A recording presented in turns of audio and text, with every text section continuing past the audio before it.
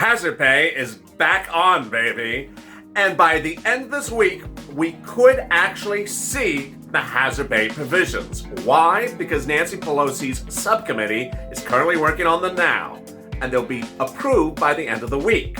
And then the call to vote on them will happen in the House next week. And by the end of this week, we could finally see if the hazard pay under the third stimulus package is exactly like hazard pay under the second stimulus bill, the HEROES Act.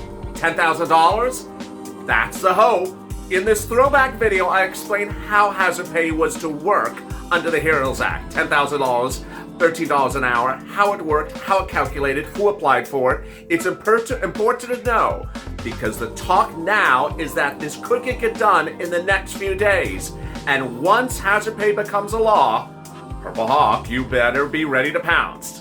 This is a major overnight LA throwback video on hazard pay.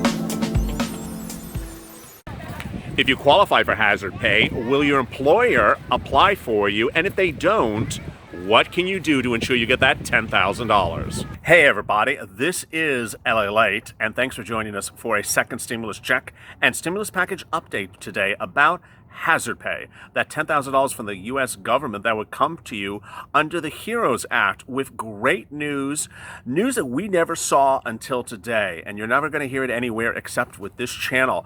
There's great news about the expansion of the definition of essential workers under the hazard pay bill so that more people get that $10,000. Let me get right to it.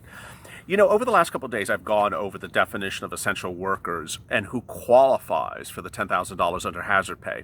Hazard pay is a bill. It's a bill reduced in the part of the HEROES Act. It's called the HEROES Fund. It's currently in the Senate. It's written by Democrats in the House. And it calls for $10,000 to be delivered to essential workers in a lump sum. What the viewers and I of this channel have been deeply perplexed about is who are the essential workers in these gray areas? Well, great news finally has come out. Great news that mainly comes in the form of a congressional document that LA has obtained that suggests that Congress wants the employer and the employee to expand the definition wherever possible. So let me get right to what's going on here. As you know, over the last couple of days, I've gone over who is defined as essential worker under the hazard pay bill. It actually says that the bill will define essential workers. I've explained that states and local cities sometimes have their own definition of essential workers, but the bill proposes to have its separate definition of essential workers. It sounds good, but it goes off the tracks in one regard. The regard is the gray area. There's some businesses in there that are just really not clearly defined. Others are clearly defined.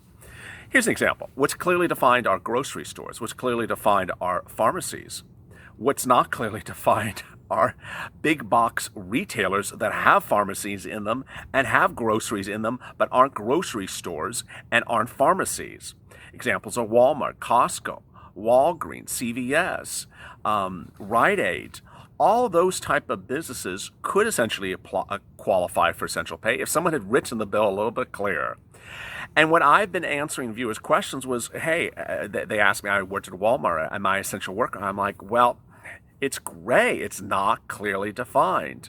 Well, here comes the great news. Finally, the great news. It comes in a congressional document that LA Late has obtained today. And the document says that ultimately, Congress did not intend the bill to be limiting as to who are essential workers, but wants the discussion to continue between the employers and the employees, and especially members of Congress. It basically says that, hey, we don't want to push people out the door because we didn't write something the right way. We didn't draft it the right way. We want it to be more encompassing not narrowly drafted. This can't be any better news than I've heard in a while about essential pay. So let's get right to where this wording comes. It comes under additional background and commentary from members of Congress. This is a congressional document I'm reading from. It says the essential frontline worker definitions. As mentioned above, the definition of essential frontline workers for purposes of both the premium pay increase, that's the $13 per hour, and the recruitment retention incentive, that's the one that talks about getting more people to work going forward, will be the subject of debate. The proposal, this is the important part, so listen carefully right here. The proposal is not meant to exclude any worker from this conversation. Wow, that is great news. Rather, we hope that this proposal will encourage a discussion about how large and diverse this universe of workers truly is. Really, really great, inspiring news. Our goal is to make federal, state, tribal, local, and private sector essential workers that are at risk eligible for this benefit. So we get a lot from there that is so great, and let me go over it. First, it shows the mindset. The mindset is to cover more people and not to exclude people. The second mindset is that more people might be in this definition, and that they freely admit that maybe their choice of wording may be bad. They don't want to say this is the end all and be all, that the definitions may be a little bit broader than this. Please don't kick people out the door. There's a broader universe than just a few words. Really great. Finally, it says, hey, if you need more clarity, let's use this issue of clarity, that anyone's at risk will get the benefit. That is, no one wants to be at risk, first of all. But the fact that they are making that so clear is great news. Why? Because if you think about it, if someone goes up to the pharmacy in CVS and places an order, and the pharmacist is working behind the counter and helping you in the pharmacy of CVS, the person at the front desk who's working the cash register to help you buy, dental floss and toothpaste is as much at risk as the pharmacist just 10 feet away. The person who is working the grocery store in Rouse or Albertsons or Safeway at the cash register and is doing your transaction for milk and eggs is as much at risk as the person who's selling you milk and eggs at CVS or Walgreens or Walmart or Costco. So it says, hey, don't focus so much on the product. Don't focus so much on the business. Focus on the risk. So that's really great news. I would not certainly miss mentioning what I'm about to say right now in any regard. So I'm going to say it right now. The purpose of hazard pay is even more important now based upon an announcement minutes ago. Minutes ago, State California's governor, Gavin Newsom, the governor of California, announced a broad, sweeping lockdown of virtually most major parts of his state. California is basically ostensibly back on the lockdown it was on back in March. That lockdown, I'm not going to go into detail about it right here because I'm going to do it in the PUA and unemployment benefits video, which is so important. But it basically covers 30 counties. And it basically says anyone that's in a non-critical office place, anyone that's in a mall, sorry, you're closed. So what's important to understand is essential workers will be even more essential starting today in California. They will be working in a hazard environment starting today, continuing today, if they hadn't been already.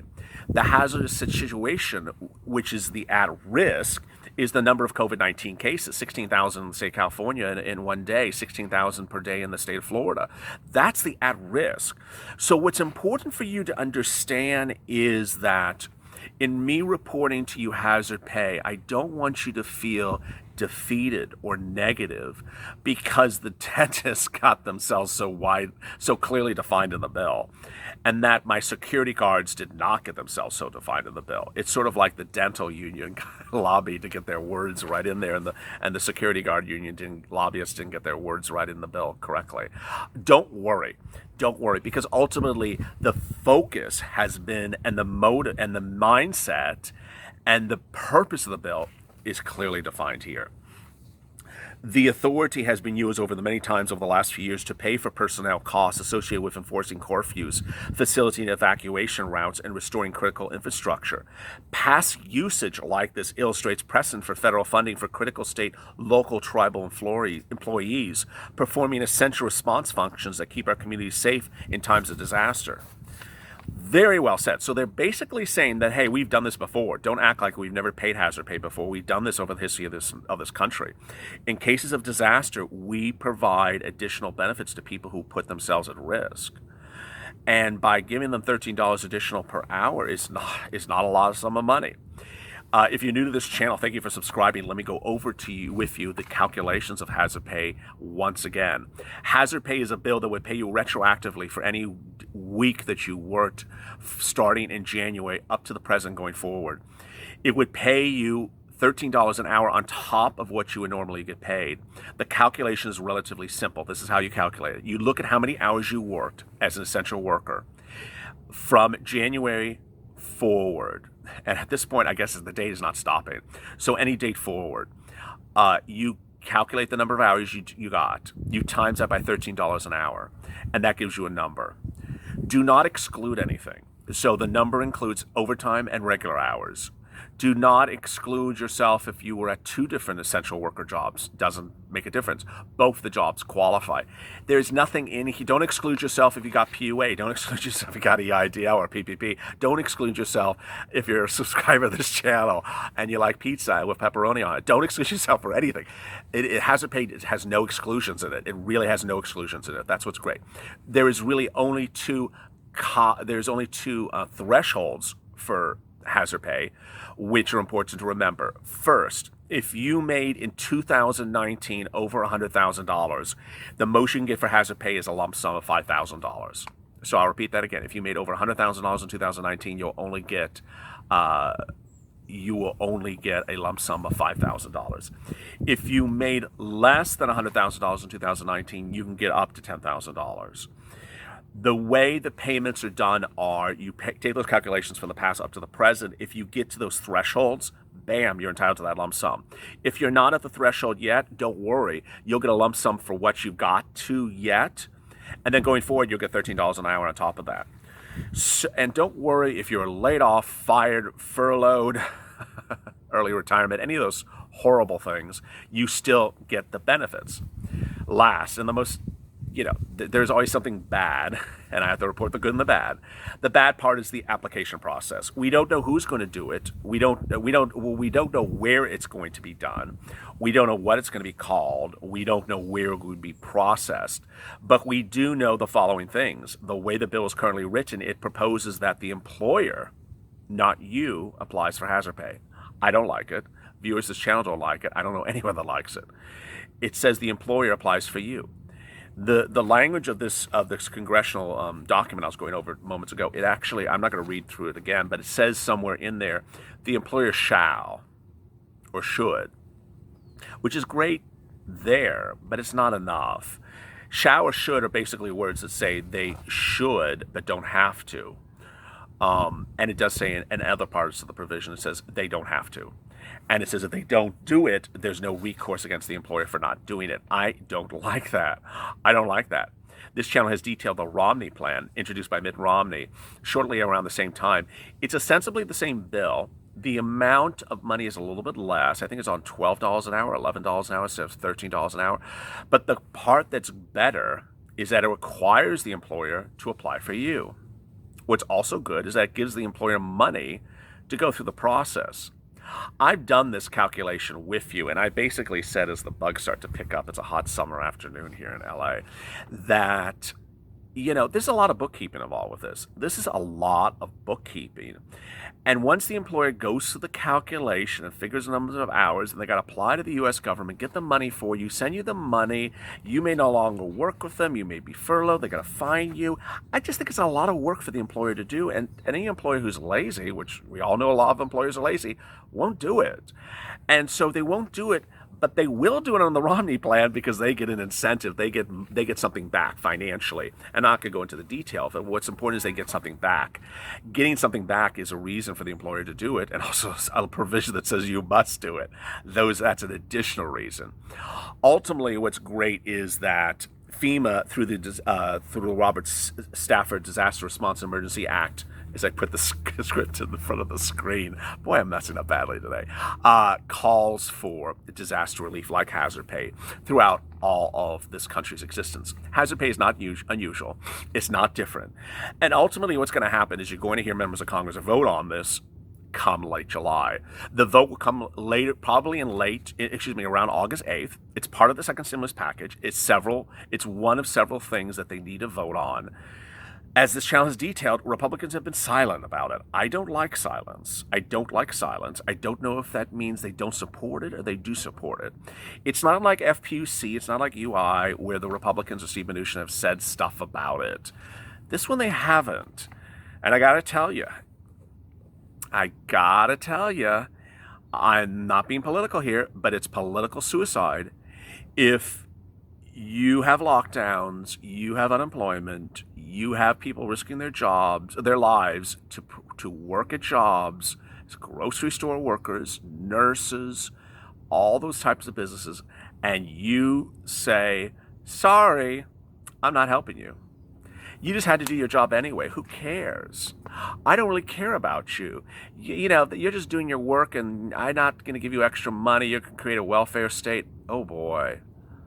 That shows a lack of understanding of the situation. It shows an inept working of a political official. It shows an inability to grasp the severity of the situation.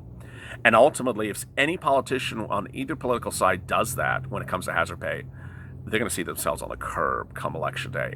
This is one of those bills, hazard pay, that there's really no excuse not to support. If you have questions in today's video, drop them in the comments below. Coming up later today, more Second Stimulus Check and Second Stimulus Check videos. As always, stay FLA for more.